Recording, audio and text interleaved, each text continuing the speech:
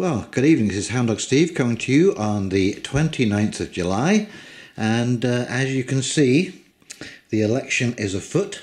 The nominations closed on Friday at 2 p.m. So now we know who is in the race for the councillors for Kawartha Lakes. And so it's just taken over my entire house.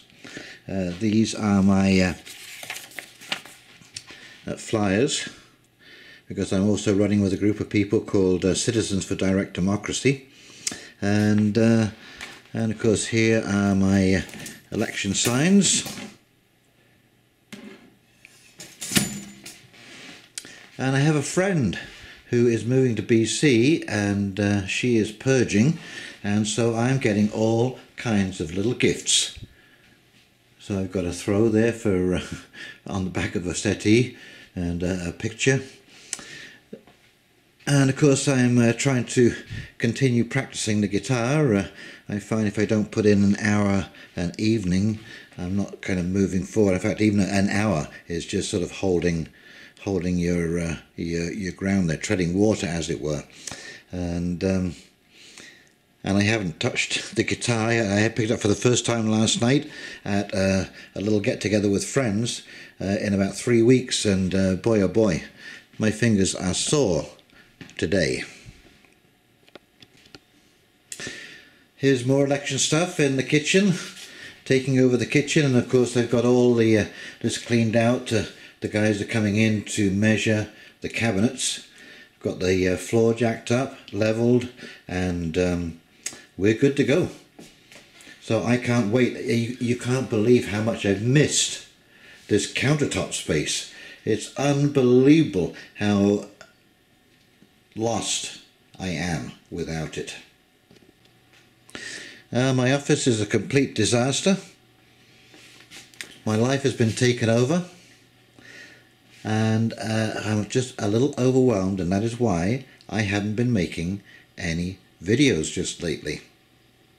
Anyway, I wanted to take a little walk out in the garden because I have been doing some work this afternoon, and we'll just have a sort of garden update and maybe a bit of a vlog as we go along as thoughts come to mind.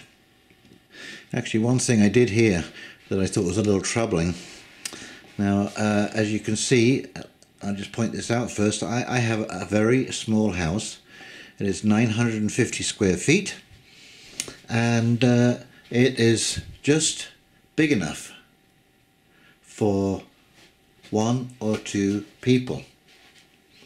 Okay, so this is just a little bit bigger than a tiny house, and I absolutely love it in here. It's perfect.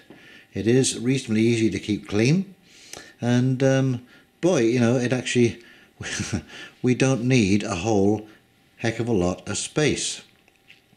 So anyway, one of the things that I had heard, that municipalities were basically restricting tiny homes to 600 square feet and would not issue permits for tiny homes below that square footage. And it's interesting because I went to this get-together with friends last night.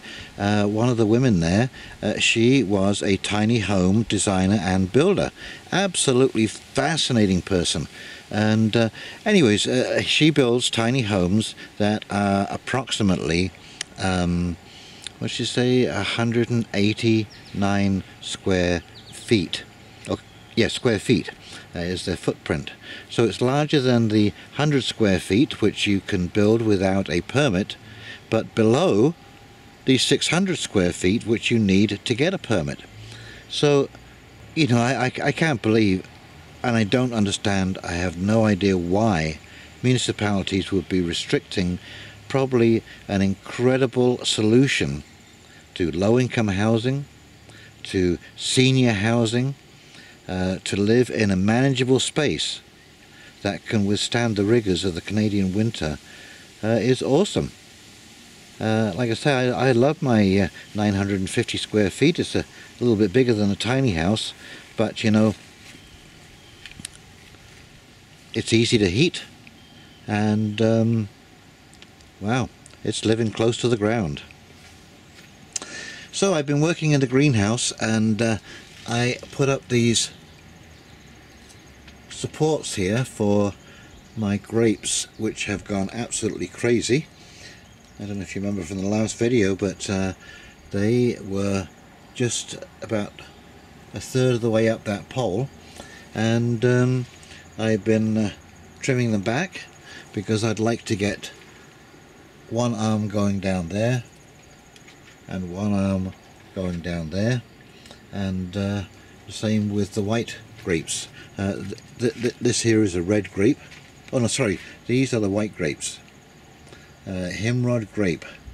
They're supposed to be a wine quality grape, and these are the red grapes, and I'm going to do the same, so they should all end up hanging from that beam, and I should be able to just reach up, cut those grapes, and it shouldn't interfere with any of the other plants that are in the greenhouse.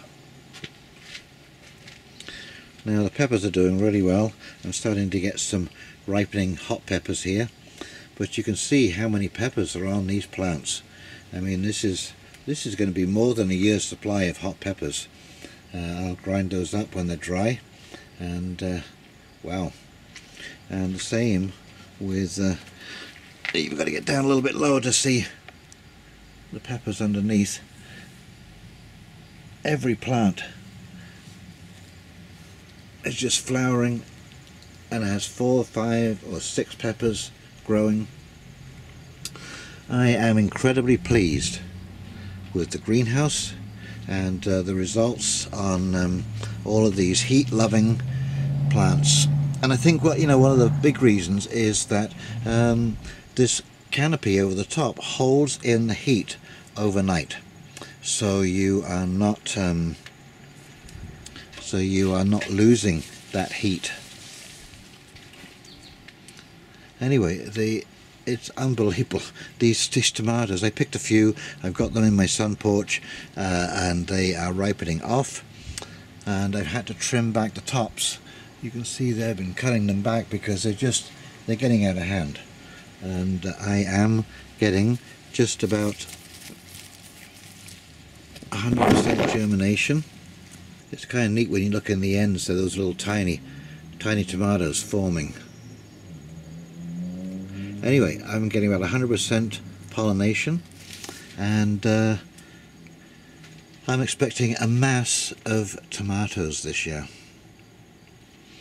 So, as I said before, chicken wire. If you see any at yard sales, pick it up. It is the handiest thing in the garden, and I just staple this in place. It's more than good enough for this situation, and it gives them a good firm area to hang on to. Beets. I've been eating beets like crazy. Look at the size of that beet. These are cylindrica, and so they're kind of long, and you can see they're kind of a long, almost like a carrot, rather than the traditional ball or the Detroit red. And I have been amazed at the sweetness of this variety. I'm going to be growing these again. I think these are incredible. They're easy to boil and peel, of course, and but it's like eating candy, like eating candy. Now my melons, of course, have gone crazy. I've spread them over into the next bed, and there's a melon right there, another one right there. So it won't be long and I will be eating some melons. And the kale, of course, as long as you keep picking kale, it'll keep growing. It's one of the great things about kale. It's like this constant bitter green vegetable, and I know maybe some of you younger listeners are not keen on those bitter greens, but boy, are they ever good for you. Good for your stomach. Good for the bacteria.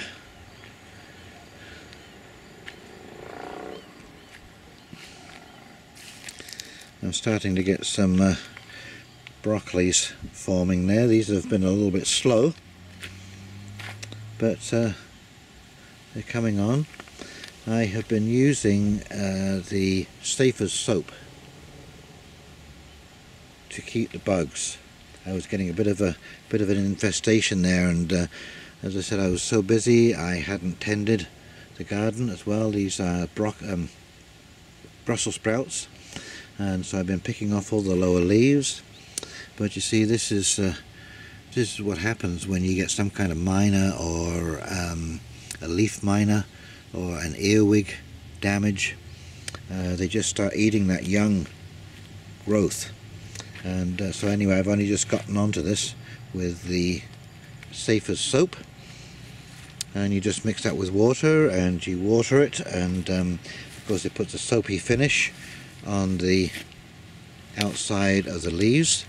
And of course, as you can imagine, soap doesn't go over too well when you're eating. Now of course, soap kills earwigs on contact. Earwigs are very sensitive to soap. This jungle here, sunflowers gone wild. Look at that sucker. That's got to be 7 feet tall. But the reason I kept these seeds last year was because they were multi-headed, and I really liked the idea of having the multi-heads. So I think I'm going to have quite a display of sunflowers.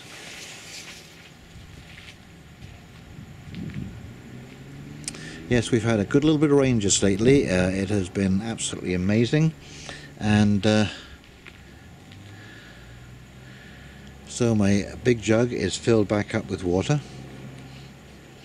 Now, I pruned back these grapes here, and I don't know if you can see on that stem there, that black splotching. I believe that is fusarium.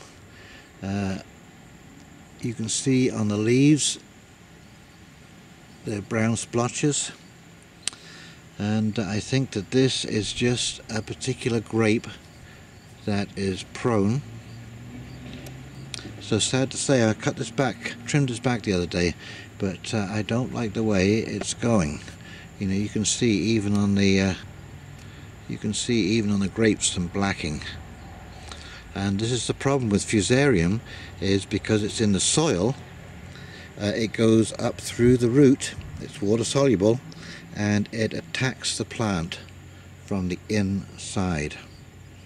So I can see I'm going to have to do a hot mustard treatment on this bed before I plant anything. And again, sad to say, I think I'm going to have to cut down these grape vines and just get rid of them. And remember, when you have fusarium, you want to take all cuttings off your property. Do not put it in your compost. You'll just be recycling the whole problem.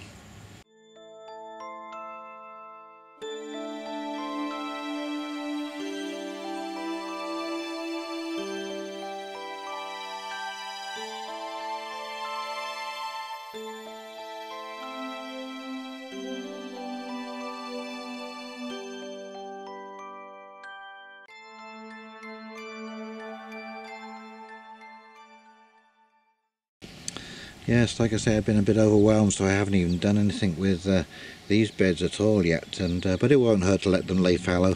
I may plant some clover, and so it will put some nitrogen in the soil, keep the weeds out. Like I say, I'm not too concerned. The election is just taking up all of my attention right now, so I'm just sort of weeding on as needed basis.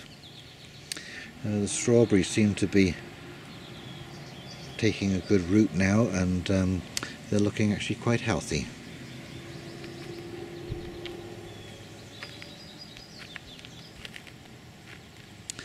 Potatoes have started coming back, and of course I've been eating potatoes all summer, and I seem to be getting a second flowering of raspberries. But I can't believe how many pollinators have come in here. Some of the raspberries, you know, like the hornets will get on this. They will eat or drink the juice of these raspberries. And yeah, they've really got whacked by the drought. So I can see I'm going to be trimming out some of the dead canes. Let's see. It just shows you this weather. And of course the peas are finishing off now. Had a good feed of peas. Oh my god. Anyway, considering I did limited planting this year, I've had plenty of food out of the garden. I've been pretty happy. I'm glad I got the greenhouse up. Things are looking reasonably tidy. I've got my wheelbarrow fixed. Got 2 new tyres on there. My wood is all in the woodshed now, drying away. That'll be good for winter. I'm just waiting for the big thistle to come into bloom. Everyone should have at least one thistle in their garden. What a magnificent plant this is. And here's a little trick that I use on my wood to preserve is engine oil 5W30, and it does an excellent job of preserving wood. So we're ready to go. We're ready to go for winter. Got my tarp up there in case it rains. It's interesting, when you burn wood, you are always thinking of winter. Anyway, this is a very busy Hound Dog Steve, wishing you a great week coming up. There are a couple of things in the news that I would like to talk about. One of them is Doug Ford and what's happened since he has taken over the Premiership of Ontario. And lots of things have happened. So I'm going to do a little analysis on that, because it's actually quite interesting how quickly things have been moving. Also, I read an interesting article which I would like to share with you, and it's basically about the relationship between the left and the right, and the further left or right a society or government moves, there is always an equal and opposite pushback from the other side. So you go further to the right, there is a further to the left pushback, and vice versa.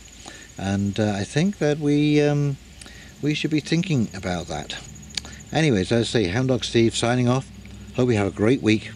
You take care. Bye bye now.